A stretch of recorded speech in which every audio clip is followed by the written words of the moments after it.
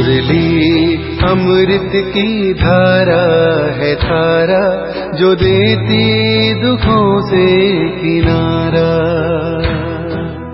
मुरली अमृत की धारा है धारा, जो देती दुखों से किनारा।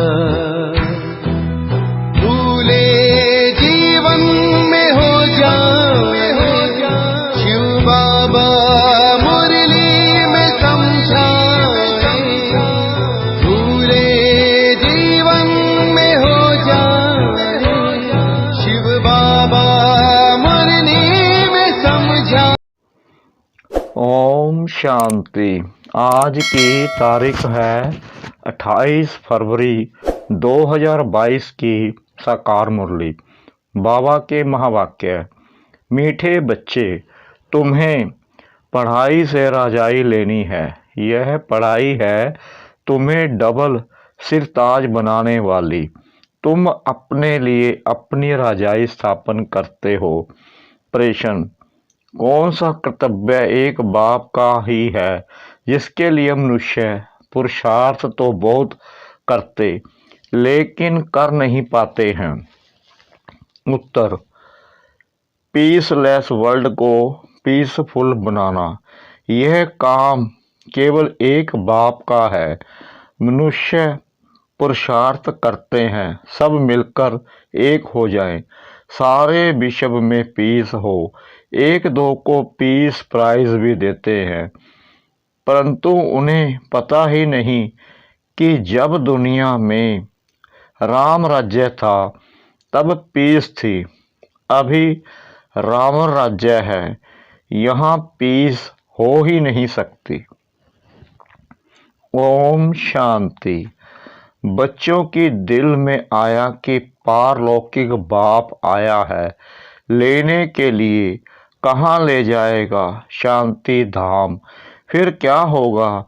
जिन्होंने अच्छी रीति पढ़ा है वह सुखधाम में आएंगे। वहाँ आना है वाया मुक्ति धाम से। आत्मा समझती है कि बेहद का बाप सुख देने के लिए आया है। सारा दिन यह याद रह सकती है। जिन्हों को निश्चय नहीं वह यहाँ आ नहीं सकते। तुम ईश्वरीय औलाद हो।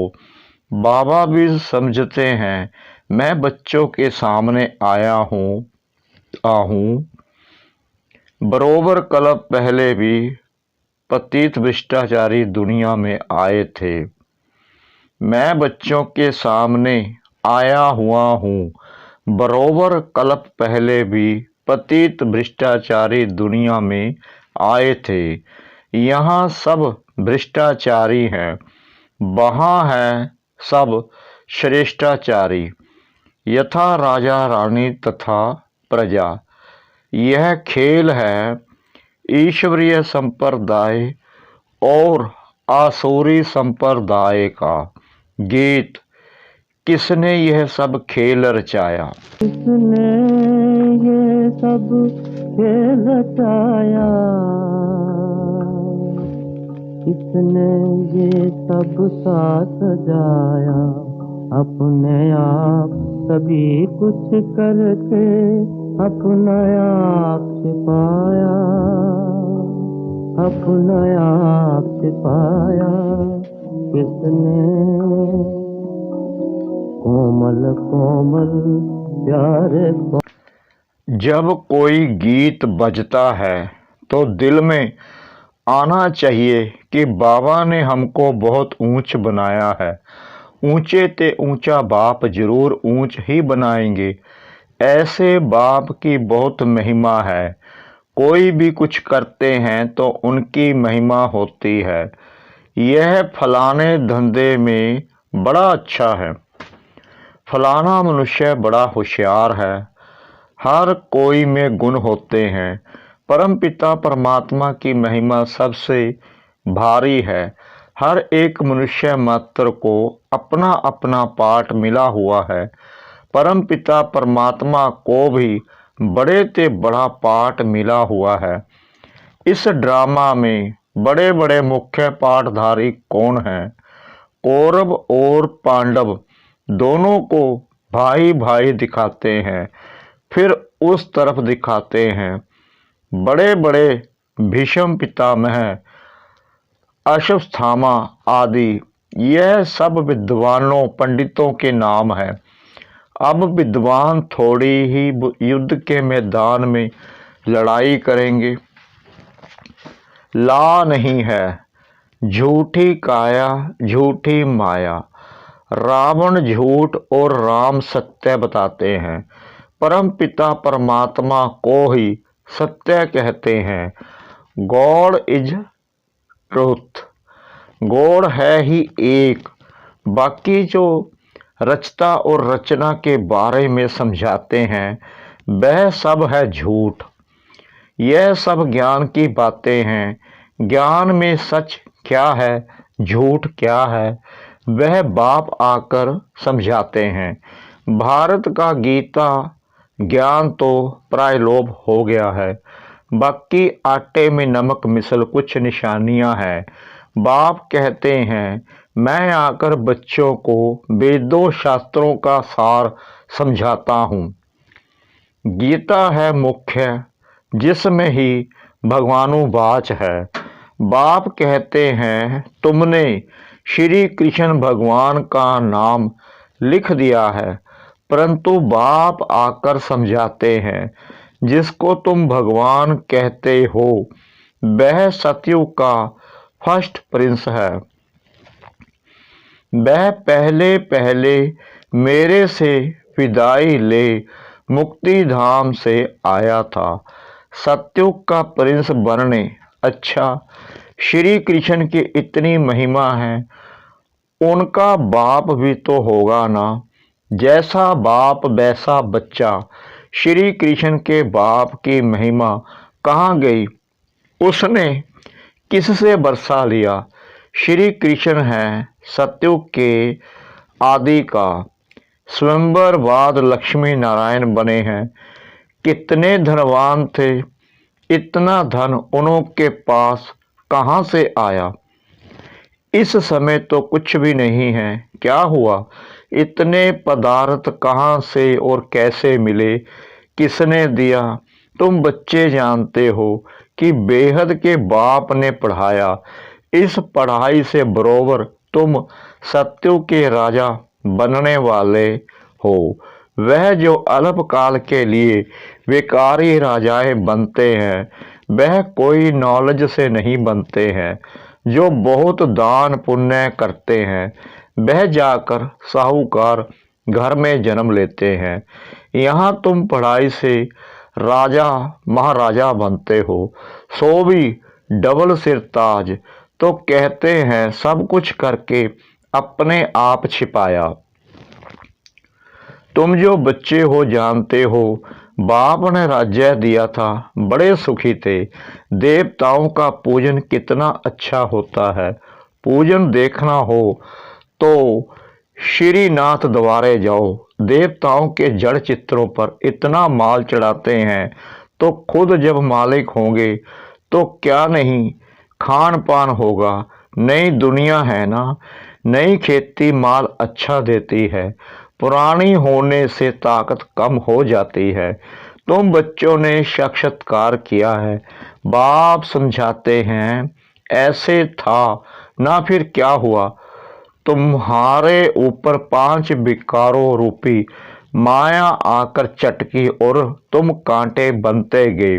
बबुल का झाड़ होता है ना, उसमें कांटे बहुत होते हैं। उसको कहा जाता है कांटों का जंगल।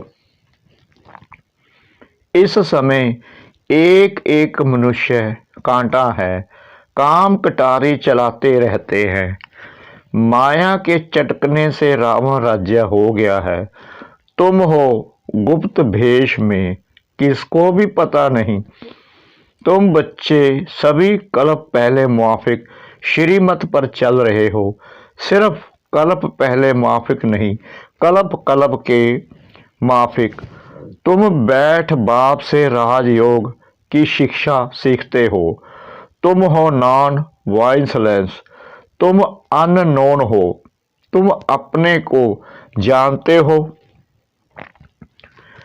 दुनिया तो नहीं जानती कि यह शक्तियाँ गुप्त रीति योग बल से विश्व पर अपनी देवी राजाई स्थापन कर रही हैं।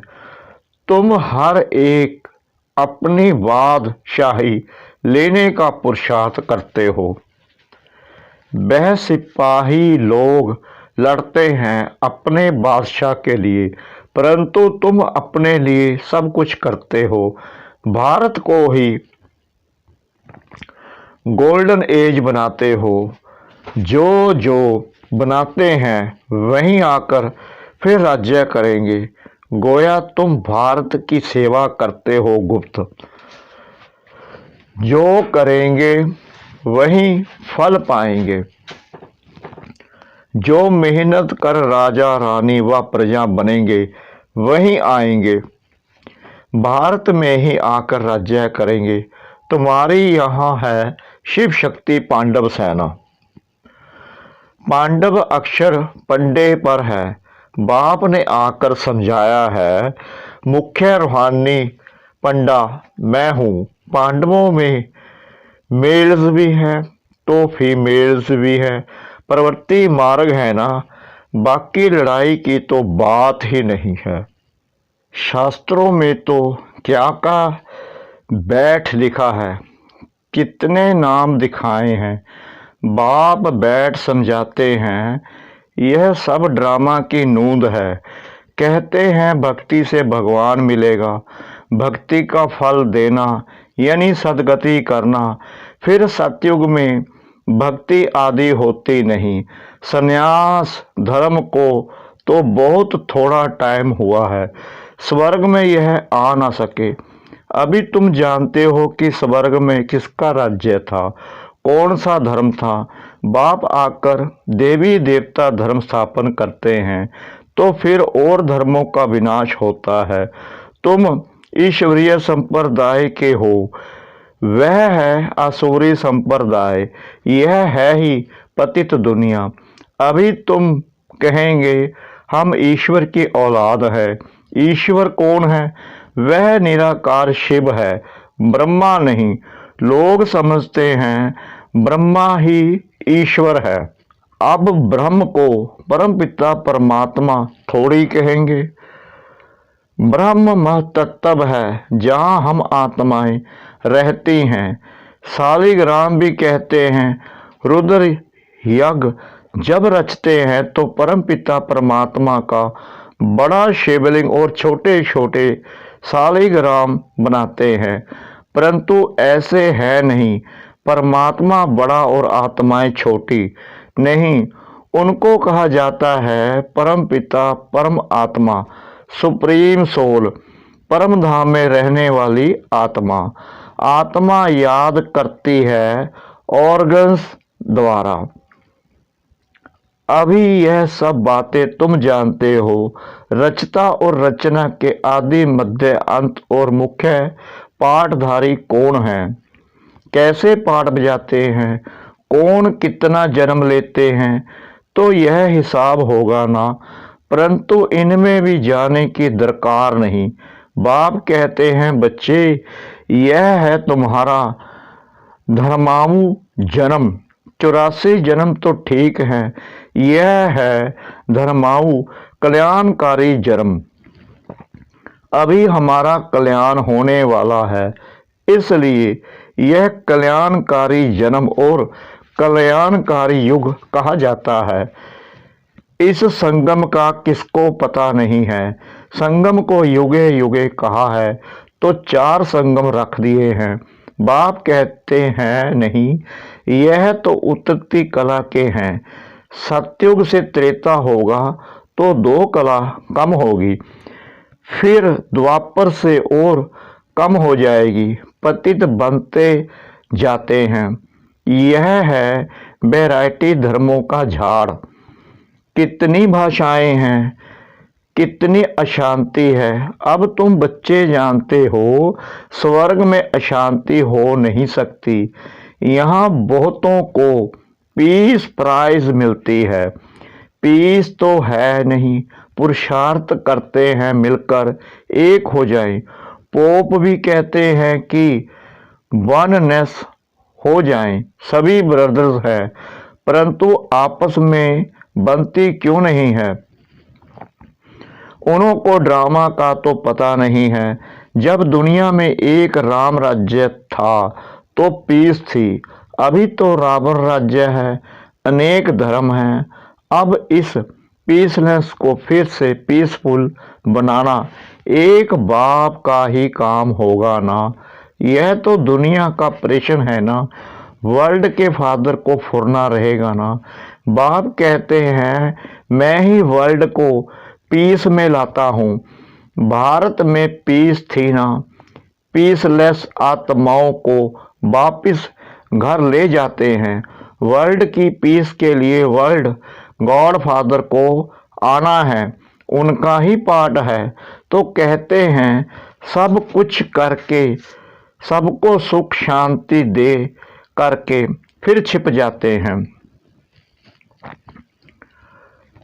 ऐसा छिप जाते हैं जो सतयुग त्रेता में भी कोई नहीं जानते, द्वापर कलयुग में भी कोई नहीं जानते।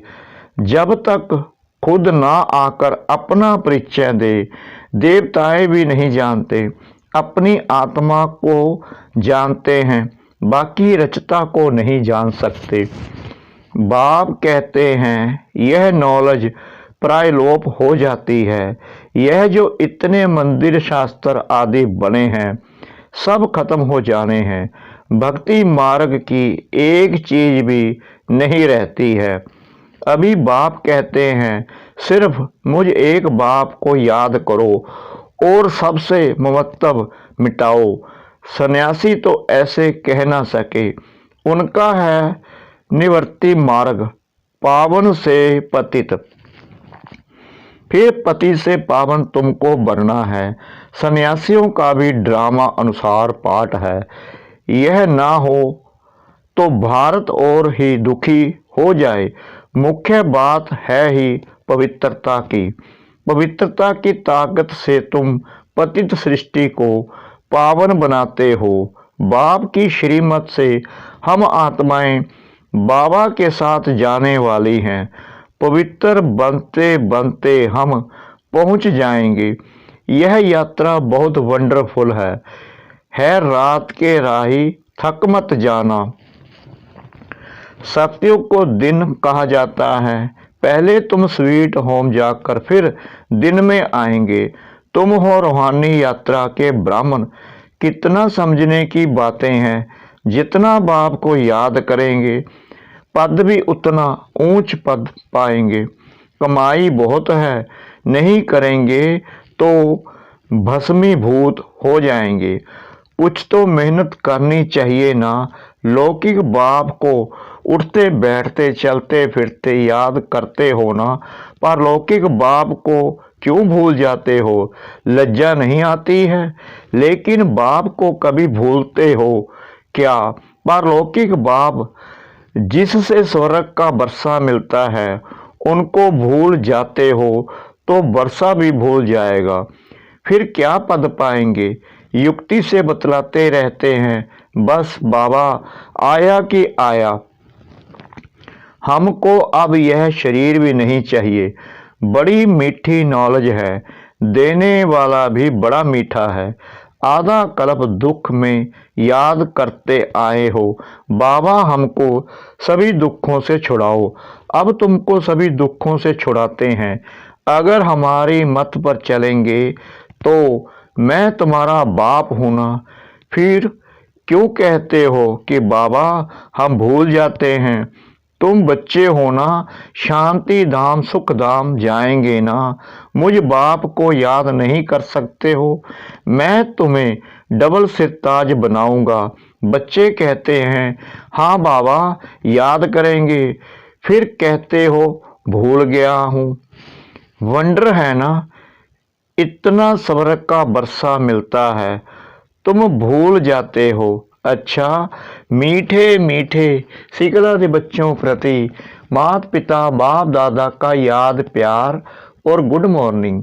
रूहानी बाप की रूहानी बच्चों को नमस्ते। हम रूहानी बच्चों की रूहानी बाप दादा को श्रद्धा भरी प्रेम भरी नमस्ते। शुक्रिया बाबा, शुक्रिया बाबा, शुक्रिया बाबा, इस मीठी मीठी मीठी मुरली के लिए, धारणा के लिए मुख्य सार बाप की श्रीमत और पवित्रता की ताकत से इस पतित सृष्टि को पावन बनाने की सेवा करनी है, अपने लिए अपना राज्य स्थापन करना है। नंबर 2, पारलौकिक बाप जो बैठे थे, पारलौकिक बाप जो मीठे थे मीठा है, जिससे नंबर 2, पारलौकिक बाप जो मीठे थे मीठा है, जिससे स्वर्ग का वर्षा मिलता है, उसे निरंतर याद करना है, योग बल से अपनी राजाई लेनी है। वरदान, हर बोल द्वारा जमा का खाता बढ़ाने वाले आत्मिक भाव और शुभ भावना संपन्न भव। बोल से भाव और भावना दोनों अनुभव होती हैं। अगर हर बोल में शुभ व श्रेष्ठ भावना आत्मिक भाव है तो उस बोल से जमा का खाता बढ़ता है। यदि बोल में ईर्ष्या, हसद, घृणा की भावना किसी भी % में समाई हुई है तो बोल द्वारा गंवाने का खाता ज़्यादा होता है। समर्थ बोल का अर्थ है जिस बोल में प्राप्ति का भाव व सार हो। अगर बोल में सार नहीं है तो बोल व्यर्थ के खाते में चला जाता है। स्लोगन, हर कारण का निवारण कर सदा संतुष्ट रहना ही संतुष्ट मणि बनना है। हर कारण का निवारण कर सदा संतुष्ट रहना ही संतुष्ट मणि बनना है। ओम शांति।